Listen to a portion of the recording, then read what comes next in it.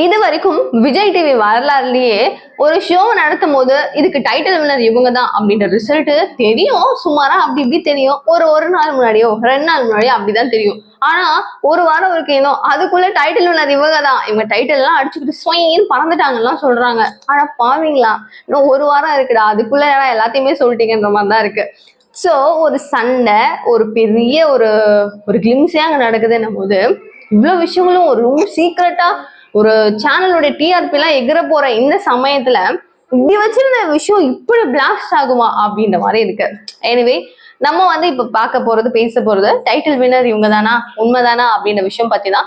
S, நீங்க பாத்துட்டு இருக்கிறது கல்கரி நியூஸ். என்ன தீபிகா, வீடியோக்குள்ள போலாம். இப்போ நம்ம பிரியங்காவை பத்தின இஷ்யூஸ் பயங்கரமா போயிட்டு இருக்கு, கரெக்டா? சோ மணிமேகலை, பிரியங்கா இவங்க பிரச்சனை வேற லெவல்ல போயிட்டு இருக்கு. ஆனா இவங்க சம்பந்தப்பட்டவங்க நிறைய பேர் சுத்தி இருக்கவங்க எல்லாம் ரியாக்ட் பண்ணியாச்சு.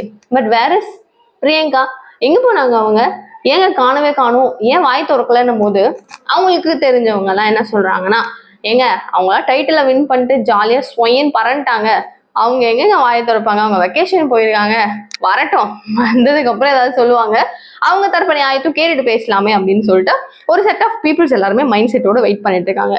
அடா பாவீங்களா, எப்படி இருந்த ஒரு செட்டு, எப்படி இருந்தது, ஒரு சூப்பரா ஒரு ஜாலியா இருந்தது, அது இப்படி ஆக்கிட்டீங்களே இந்த மாதிரி இருக்கு.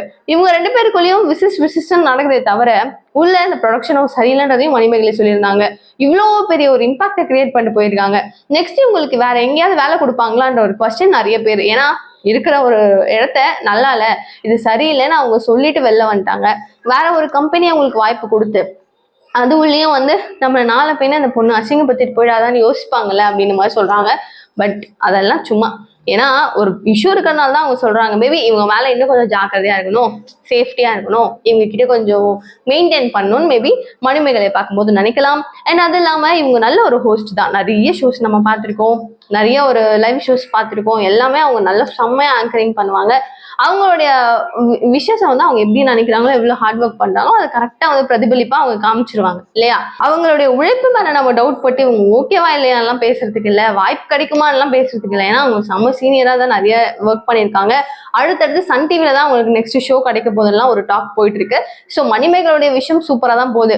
பட் இப்ப வெளில வந்த பிரியங்கா என்ன சொல்லுவாங்க, இந்த இஷ்யூ பத்தின ஒரு கிளாரிட்டியா கிளாரிபிகேஷன் என்ன கொடுப்பாங்கன்ற ஒரு குழப்பம் எல்லாருக்கிட்டையும் இருக்கு. கமெண்ட்ஸ் வந்தாலும் காதுல வாங்கிட்டு போகாம ஜாலியா அவங்க பாட்டுக்கு அவங்களுடைய விஷயத்த செய்யறதுக்கு மேல மேல ஏறணும் அப்படின்னா அந்த கமெண்ட்ஸ், நெகட்டிவ் கமெண்ட்ஸ் எல்லாம் காதுலயே வாங்கக்கூடாது.